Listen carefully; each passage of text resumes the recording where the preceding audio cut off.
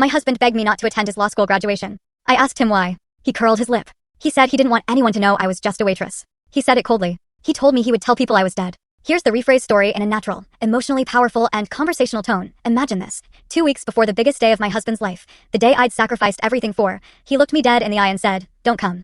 I don't want people knowing you're just a waitress." But that wasn't even the worst part. The worst part was finding out he'd spent the last year and a half telling everyone I was dead. You know, for months, I'd been planning for that graduation. I'd already asked for the day off from the diner, carefully chosen the best dress I owned, a simple navy blue one I'd bought secondhand, but had dry cleaned just for the occasion. I pictured myself there, in the audience, watching my husband walk across that stage, collecting the law degree I'd helped pay for with every single tip, every extra shift that left my feet literally bleeding. But he didn't want me there. Not for any logical reason, no limited seating, no scheduling conflict. He didn't want me there because I was just a waitress, and that, he said, embarrassed him in front of his classmates. Their families were lawyers, judges, people who mattered. Just a waitress, I echoed, the words a bitter poison on my tongue. Is that what I am to you now? He finally bothered to look up from his phone. And his face, there was no warmth, no flicker of recognition for the 3 years we'd been married, or the 6 years I'd spent pouring my entire life into supporting his dreams, while my own stayed packed away in a box under our bed. "Haley, be realistic," he said, his voice flat. "Everyone there will be from families with money and status. I can't have them meeting you and wondering why I married someone who serves pancakes for a living." That was it. That was the moment I finally got it. I wasn't just being sidelined, I'd been erased, long before he even dared to say it out loud.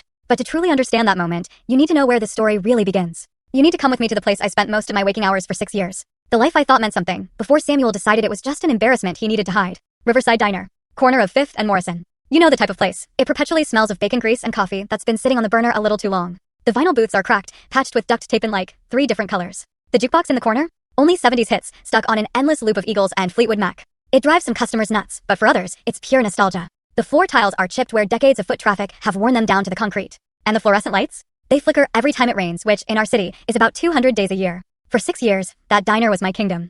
I knew every inch of that place, every single quirk, every malfunction, every tiny grace. I knew which booth had the wobbly table that always needed a folded napkin. I knew which coffee pot poured faster, which one would drip if you tilted it wrong. I knew the ice machine made this specific grinding sound for exactly 3 seconds before spitting out ice, and that the kitchen door squeaked unless you pushed it at just the right angle. But more than the place itself, I knew the people. Every single regular customer? I knew them by heart. Knew their order before they even opened their mouth. Knew their habits, their patterns, their small, human details. Professor Fricks, for example, 7:15 a.m. every single morning. Black coffee, 2 sugars, no cream. Always left exactly $2 on the table, folded in half like a tiny tent. Full story on the channel. Link below. Click now and watch what happened next.